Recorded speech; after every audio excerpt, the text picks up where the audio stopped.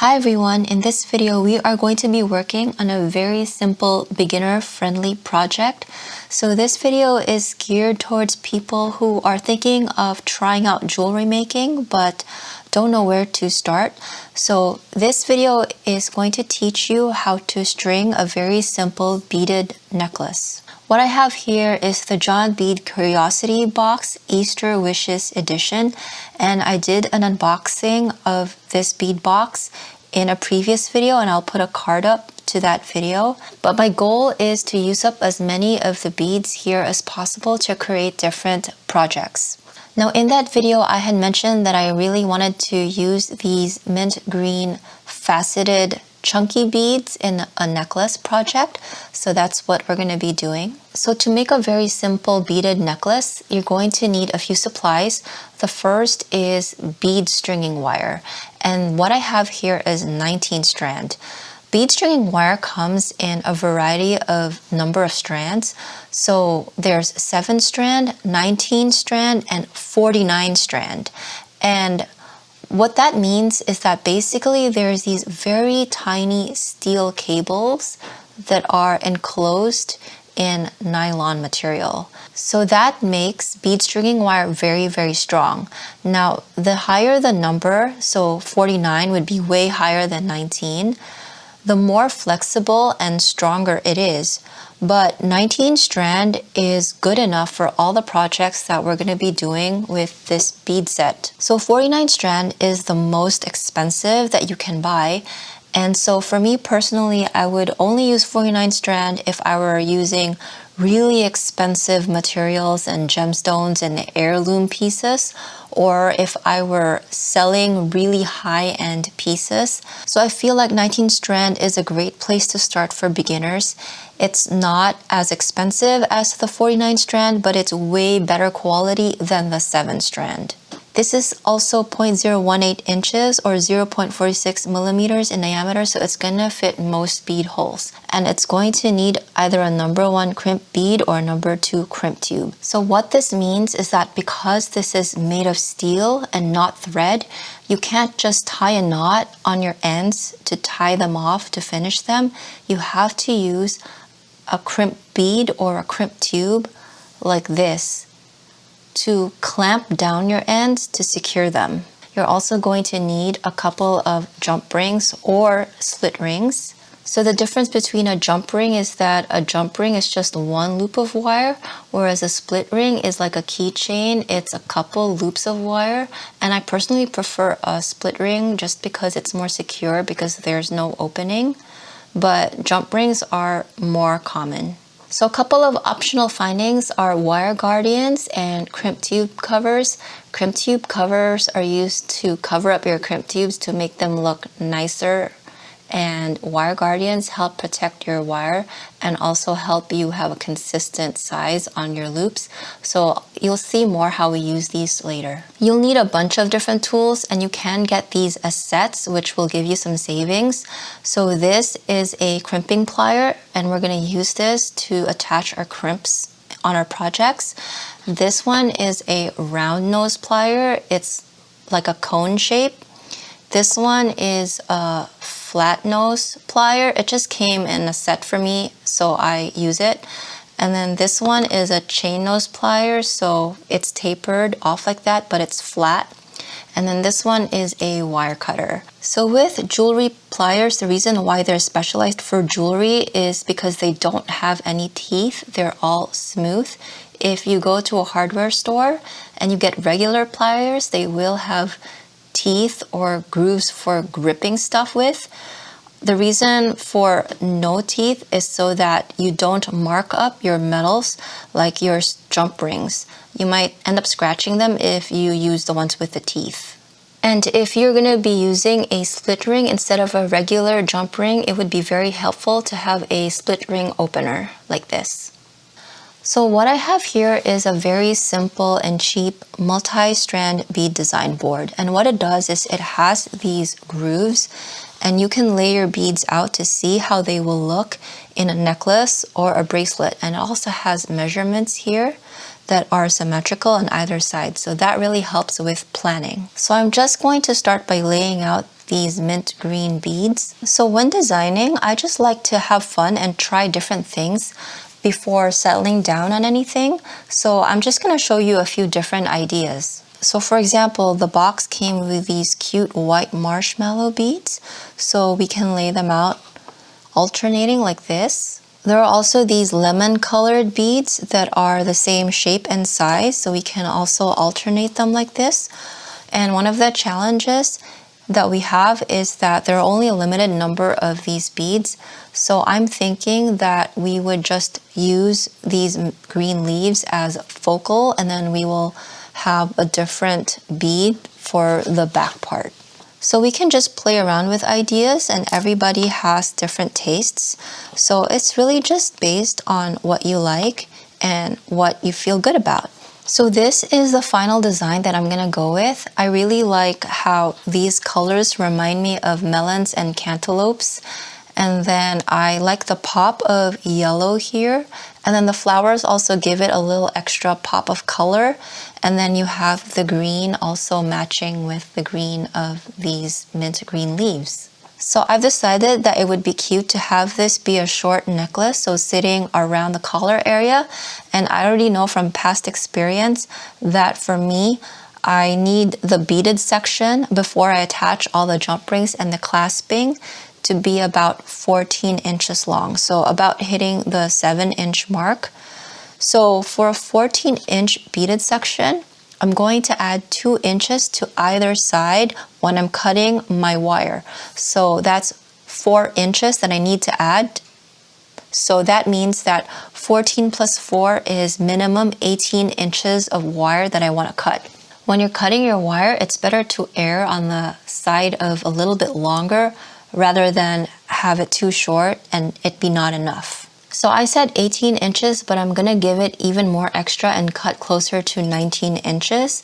And when you're cutting bead stringing wire, you need to use wire cutters.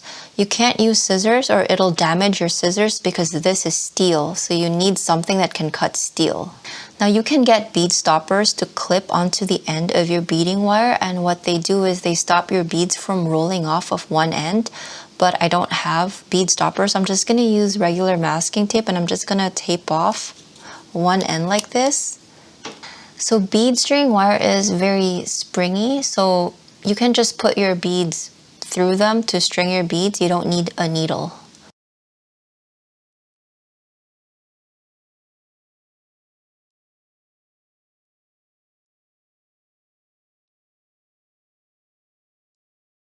So I can see that I've hit 7 here and 7 here, so that's 14. So this is good for me in terms of length. And I still have a bunch of the yellow seed beads left. So if you want to do this design and you need yours to be longer, you can keep going with the yellow seed beads. Alright, so once you're done checking your work, it's time to start wrapping up. So the first thing I'm going to do is center my beaded section so that the two ends of my stringing wire are more or less even. And it doesn't have to be exact. It's just so that you can maximize the amount of wire that you have for crimping. And now I'm gonna just take a piece of masking tape, or if you have a bead stopper, you can use that too, and just stop it right there so that my beads don't come sliding off when I'm crimping. So I'm gonna take this end, and actually the first thing I'm going to do is drop down a few size 8 beads.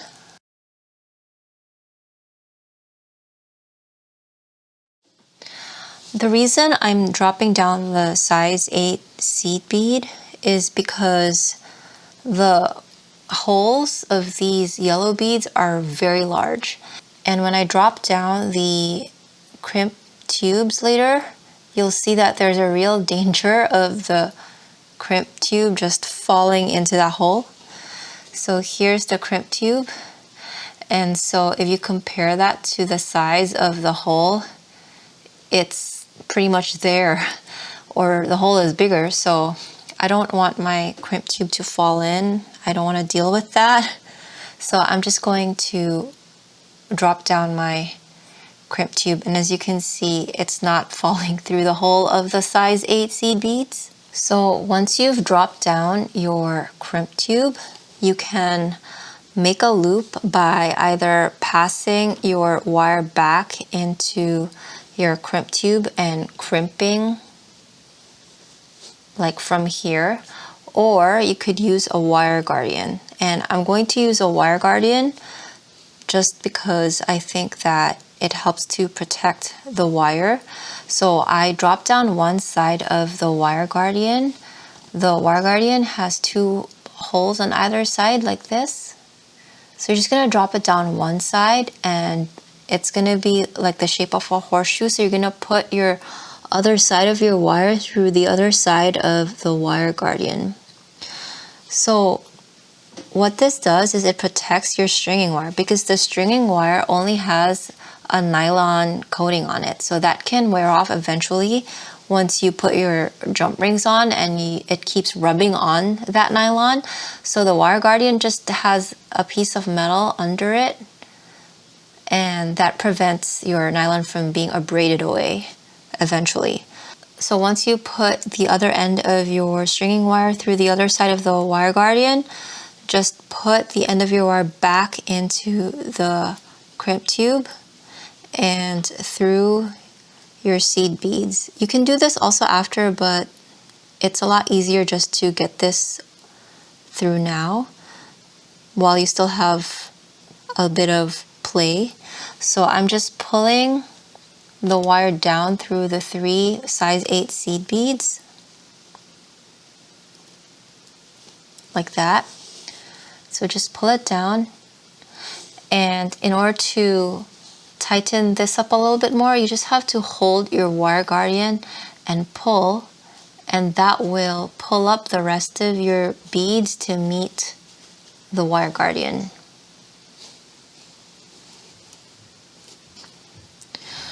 There's a little gap between my wire guardian and my crimp tube, and that's okay because I'm going to cover up this crimp tube with a crimp tube cover, this one.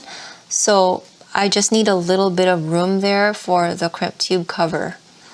So you also just want to make sure that your stringing wire is in that groove in the wire guardian and not sticking on either side of it. So make sure everything is nice and flush, and we're going to go ahead and crimp. So I just put a piece of paper here because I wanted to show you the silhouette of these 2 sections. I'm going to call this one, the one with the groove, the bean shape, and then I'm just going to call this one the oval shape. So you're always going to start with the one that is shaped like a bean. So when you're crimping, you need to make sure that this wire end and this wire end are not crossed inside the crimp tube, that they're parallel like this and not like this. Because if they are crossed inside, then you might not get a secure crimp, and also you might damage your wire and weaken it. So to ensure that they're not crossing, you just need to look inside, and as you can see, my 2 wires are parallel to each other.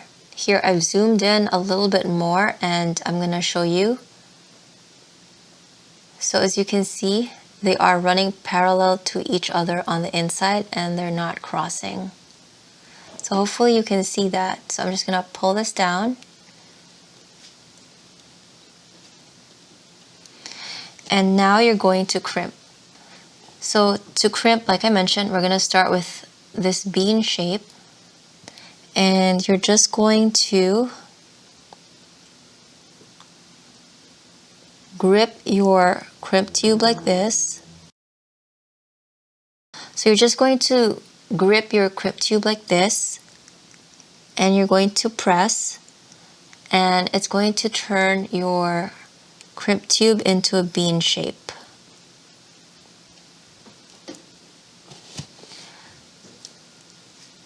So now it's a bean shape, and there is a groove in the middle, right there, like a little indentation in the middle.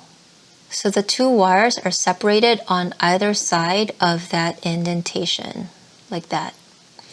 And now we're going to fold up this crimp tube by changing the position, and now we're going to use the one that's shaped like an oval.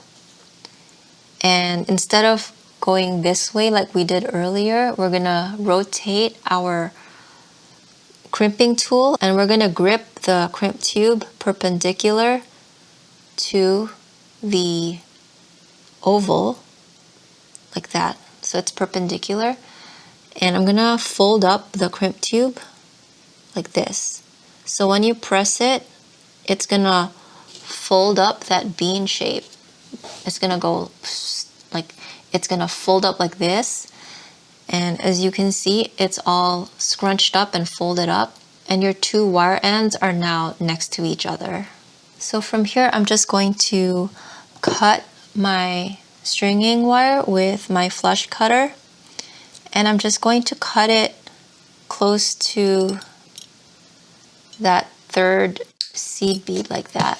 So now I'm going to attach my crimp tube cover. So here is my crimp tube cover, and it is shaped like a C, and to be honest, I should have gotten a bigger size because this is tiny, but this should fit the crimp tube that I have. So I'm going to take my crimp tube cover and I'm going to hold it up with the opening out like this, and I'm going to drop down my crimp tube section. So my crimp tube, I'm going to drop it down into that open slot and insert it like that. So it's in there, as you can see. And now I'm going to use my crimping plier, the oval position, this one, not the bean position, the oval position, because it's shaped like a circle. And I'm going to just start closing up my crimp tube cover with it like that. So just go slow and close it up. And it can take a bit just because this thing is so tiny and so tight.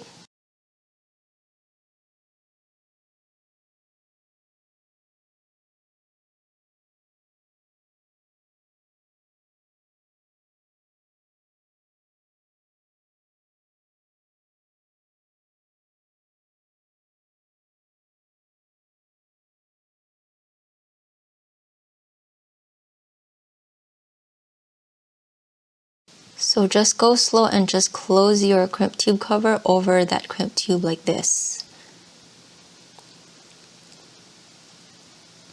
And you can shape it a little bit to make it cleaner if you want, but I think that this is good enough for me, to be honest. So that's what a crimp tube cover does. It covers up your crimp tube, so instead of an exposed tube, it looks like there's a bead. And some people think that this looks better rather than just leaving your crimp tube exposed, because it looks like it's a neater finish. So now I'm going to do the other side. So I'm just gonna take the tape off of this other side, and you want to make sure that your beads are all nice and flush and there are no gaps between them. So just make sure you flush up your beads. And I'm gonna drop down my 3 seed beads and push down. So something I have to mention, right now I have flushed all of my beads and there's no gaps in between the beads. And if you do that too tightly, what's going to happen is that your beads are going to be scrunched up against each other and you won't have good movement. For example, look at this. This is really stiff. This is not flowing at all. So later on when I crimp, I'm going to give it a few millimeters of space so that there's some room, and now my beads can start to have better flow and better movement like this. So Let me give it a little bit more, like this much maybe. And as you can see, that helps a lot for this section to be able to bend, and it'll be a lot more comfortable to wear, and the drape will look a lot more natural.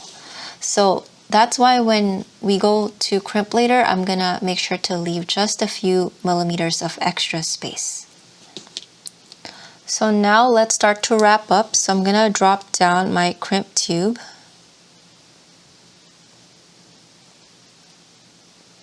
And also the other wire guardian. So just stick it through one side, have it rest on top of this groove right there, like that, when you bring it over to the other side.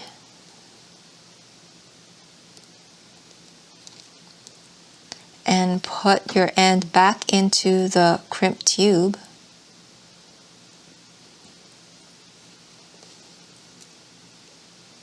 And I'm also going to make my ends go into the seed beads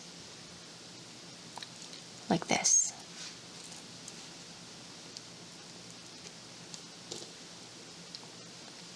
Pull.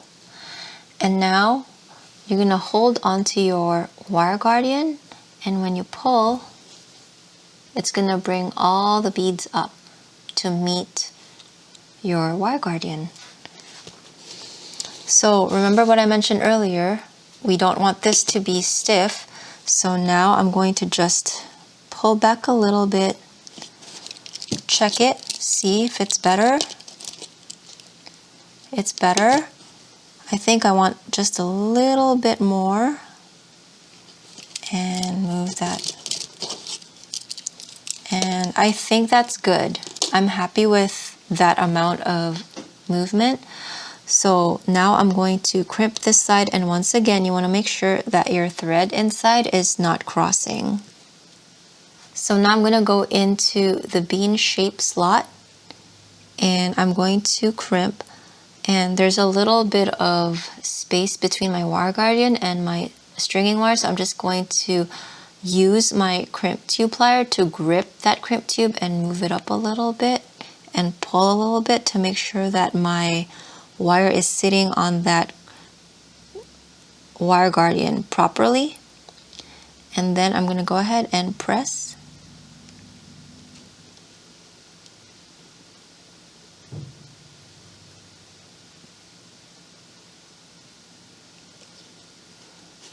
And so now both of my wires are in their own individual slots, and there is a groove in the middle.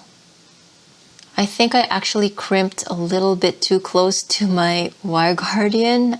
I need a little bit of space for my crimp tube cover, but it's okay, we'll make it work. So now we're gonna rotate into this position, perpendicular, and we are going to squeeze perpendicular to the crimp tube and fold up the crimp tube like that. Hopefully I wasn't out of frame when I did that, but now you can see that the crimp tube has been scrunched up and folded up like that, and my two wires are sitting next to each other. So now I'm going to add my crimp tube cover. So once again, I'm going to hold my crimp tube cover like this with the opening facing out, and I'm going to drop my crimp tube into the crimp tube cover like this. And let that Pac-Man swallow that crimp tube. So now it's wedged in there, and I'm going to start closing it up with my oval section of my crimping plier.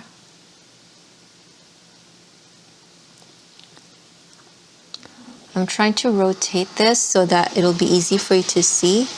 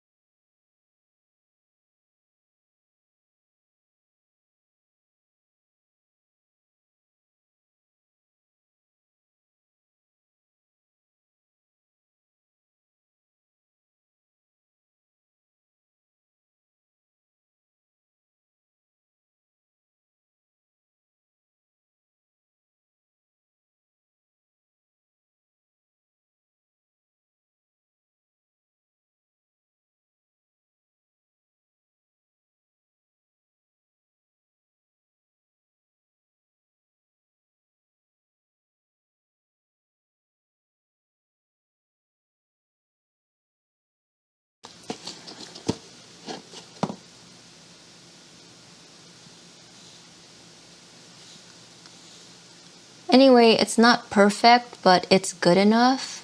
It'll hold and it's neat enough for me.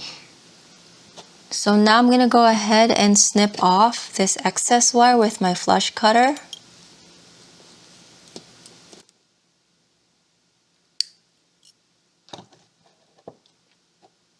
And as you can see, I did leave a few millimeters in there so that the necklace won't be super stiff and it'll have some movement to it. So to attach the clasp, you have a couple of options. The first is by using a regular jump ring like this, and to open a regular jump ring, you always want to twist it open like this and never pull it apart. And then you can just drop down your clasp and put it into your wire guardian like that. But I personally prefer using a split ring, so that's what I'll show you how to use now. So this is a split ring. It is a coil of wire instead of just a single ring of wire like this. And I prefer to use a split ring because it doesn't have a gap and is more secure. So to use a split ring, you would need a split ring opener like this, and I would just open it up by hooking on one side like that, and then I would drop down my lobster clasp like that, and also one side of my necklace. And then I will use the chain nose plier to rotate the split ring the rest of the way so that my lobster claw clasp will be attached.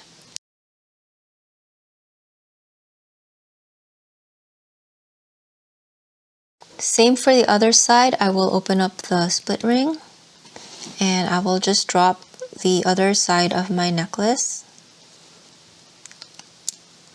And then I will use my chain nose pliers to rotate it the rest of the way. And now both are attached. So they're both nice and attached. So here's the final result. I hope you found this tutorial helpful. I like this design. I think that it's very easy to wear casually with just a shirt and jeans. So yeah, happy beading and looking forward to the next project. Okay, so as I was editing my necklace tutorial, I realized that I went out of frame while I was putting on the crimp tube covers, and that is unacceptable. So I'm just gonna do another necklace because I don't want to redo the yellow one. So let me just put together a design real quick.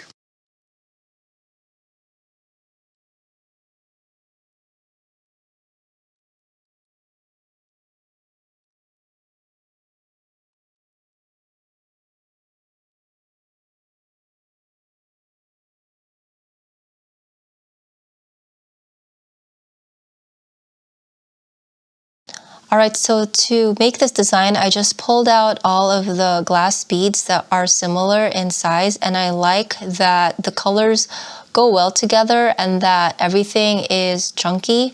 I feel like this would be another design that would be easy to wear casually with a t-shirt or a sweatshirt on because of the simple shapes and the simple solid colors, and also the clear glass helps to break up the colors a little bit, except for maybe this part gets a little repetitive and boring because I only have two of each of the fancy Italian handmade glass beads. But I did notice that we got this free bracelet with the bead set that comes with these rectangular purple smooth clear glass beads as well that are very similar in dimension to the other beads. I'm just going to take these two rectangles and put them somewhere on either side.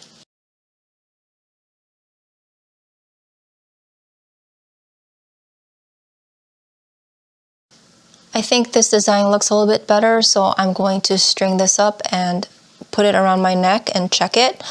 And I have cut myself about a 23 to 24 inch strand of stringing wire.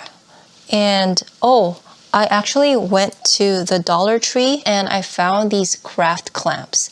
Now, these craft clamps, they're not bead stoppers, but I like that the ends have this plasticky, silicone-y covering on them, so that will protect your wire from getting too marked up. So actually I'm gonna try to use this as a bead stopper. So what I'm gonna do is I'm gonna take my wire, and instead of using masking tape like I did in the first part of this video, I'm just going to clamp this on the end like that.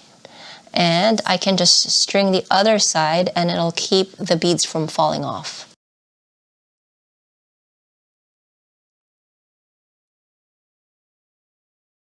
All right, so this is a good length for me. I actually took out 2 of the clear rectangles because I wanted it shorter, because I actually wanted this to be just a little bit below the collar section of a t-shirt. So I think that would look really cool. So yeah, I'm gonna start to get ready to crimp this again, and hopefully this time I'll be in frame when I show you how to put on the crimp tube cover. Alright, so the first thing I'm going to do before I start crimping is I want to center my piece on my wire by putting my 2 wire ends together and moving all my beads so that they're centered, and that way I can maximize the amount of wire that I have for crimping.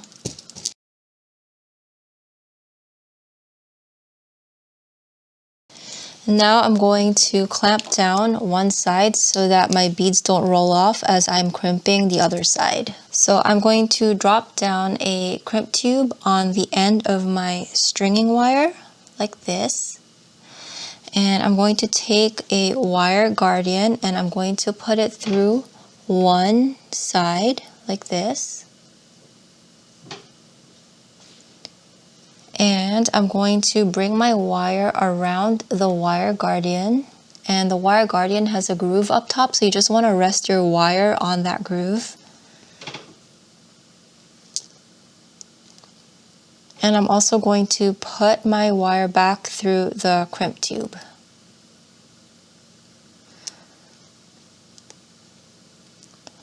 So now I've made a loop, and I'm going to pull my wire down so that it rests on the wire guardian. And I'm just going to crimp from here, and to do that you just want to make sure that your wires inside are not crossing like this and that they're parallel like this. So you just want to look in there to make sure that your wires are not crossing on the inside, and I'm trying to see if I can get a good shot, but hopefully you can see that they are parallel like that.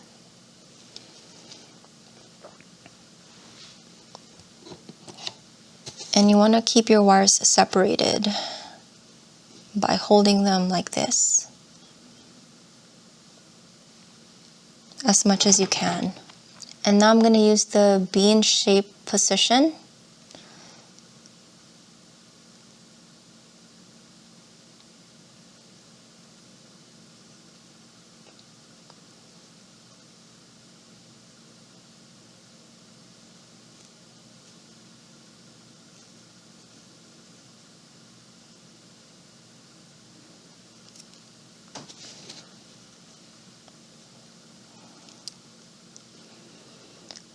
And you're going to have a groove running down the middle after you crimp, and each of your wire ends is going to be on either side of that groove in its own separate area. And now you're going to use the oval part of your plier, and you're going to make it perpendicular to your crimp tube like this.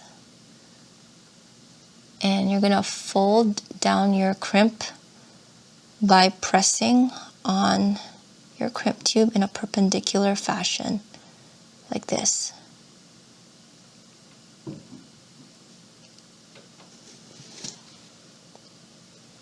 So now your crimp tube is folded up and your 2 wires are close to each other. So now let's cover up this crimp tube with a crimp tube cover. So you're gonna hold your crimp tube cover with the opening facing out like this. And you're gonna drop down your crimp tube into that opening like this. And I'm gonna use the oval part of my crimping plier, which is already round, to close it up. So I'm gonna try to get a good view here.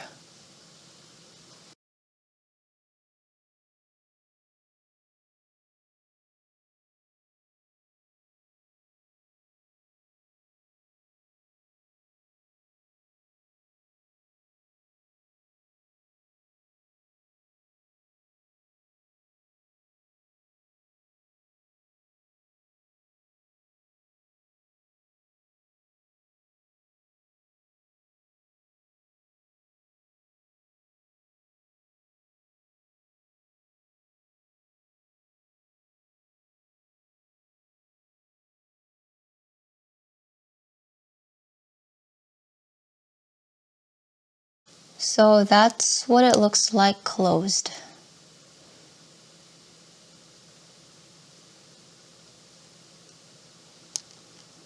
And now I'm gonna put this extra end through this bead before I trim it off.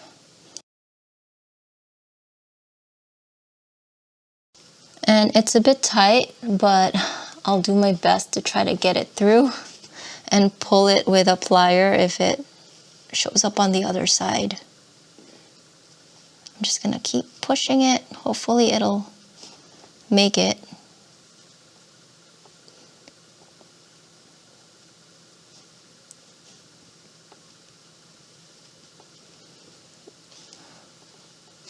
And now I'm gonna pull that little bit with a plier, just because the hole for this circle bead is on the smaller side and needs a little bit of help for me to pull it out. I don't have a bead reamer, or I would be able to use a bead reamer maybe to open this up a bit more, but your girl doesn't have one, so I'll just have to go at it with force.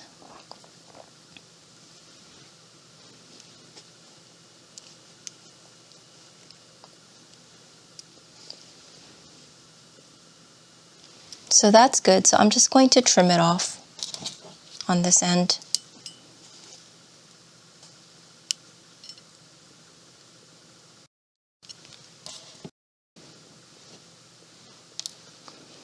So this side is done. So now I'm just going to move all my beads down.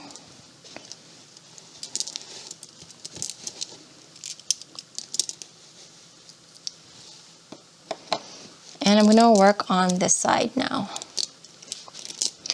So I'm going to drop down my crimp tube.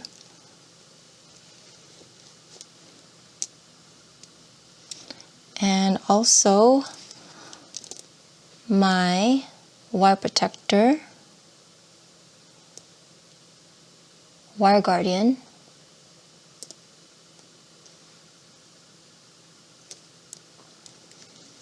And put my end through the other side of the wire guardian.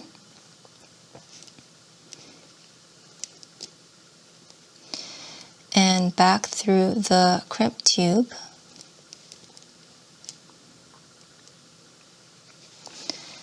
And before I slide my crimping situation down, I'm just going to make sure that there's enough slack on my necklace so that it's not stiff when I crimp. And let me show you how it would look if it was too stiff. So if I hold this and it's like really, really tight, like that, see how everything is kind of just stiff and not flexible? You can literally pick up this bead and the rest of it is gonna be like straight, standing up pretty straight like this. So I'm just going to give it some slack so it doesn't do that and it can move around like that. And I don't mind if I have a little bit of wire showing, if that means that I get a better movement on this necklace. So I'm just going to slide down my crimping tube and try to pull my wire down. And also, you can also just hold on to your wire guardian and pull. And that will pull the beads up to the wire guardian, like this. So now I'm going to crimp, and I'm going to make sure that my wires are separated on the inside and that they're not crossing. I'll see if I can show it.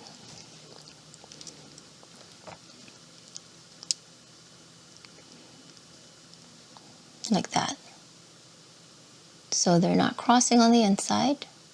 And it's going to want to keep twisting like this, so just do your best to hold it so that you can separate them like this. And now I am going to crimp. So once again,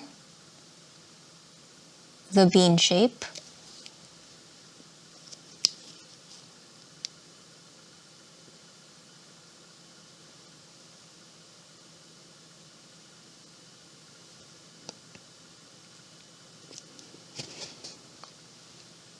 And there's going to be a groove in the middle, and also your wires will be on either side of that groove. And now I'm going to switch to the oval shape and make it perpendicular to the crimp tube like this. And I'll fold up that crimp tube by pressing.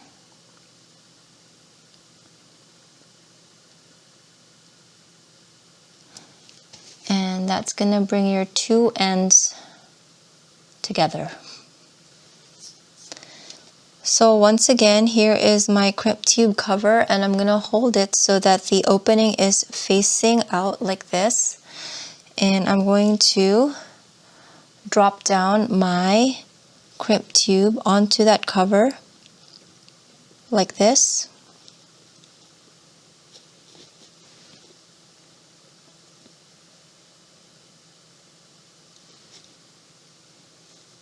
Like that.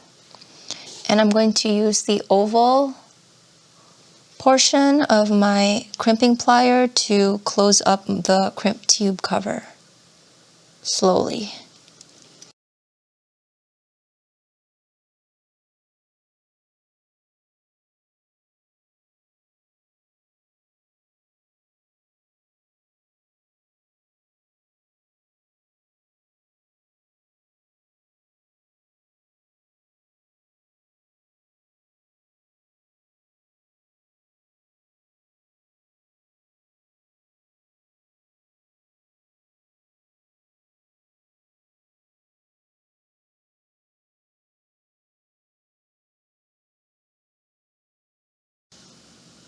So that's what my crimp tube cover work looks like.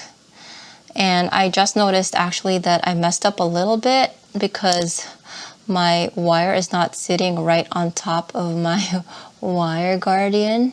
And I didn't notice it because I was too concerned with the whole crimping. But that's okay, I'm fine with it. I'll just run with it. I'm just gonna put this wire through this bead. And actually, I think it can go through the next bead as well. So let me just put this wire through.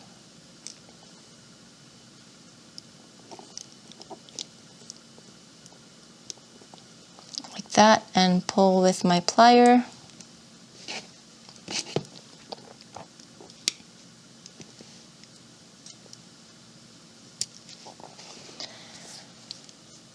And cut.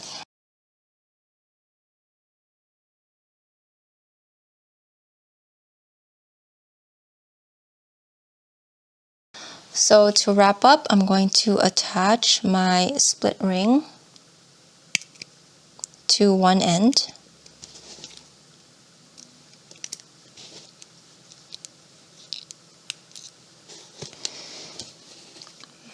And my lobster clasp.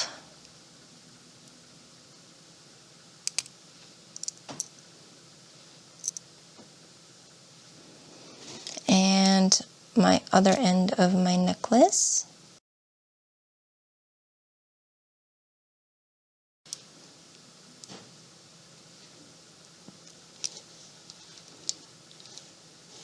Like that. So here is the final result, and I honestly really love this design so much. I love the bold and plain shapes as well as the colors. I think they go well together, and also I love that it's very chunky and can be quite casual but also very dressy depending on what you're wearing. But I'm usually in a t-shirt and a hoodie, and I can totally see myself wearing this even with that. So yeah, thank you so much for joining me for this project, and I'll see you in the next one. Bye!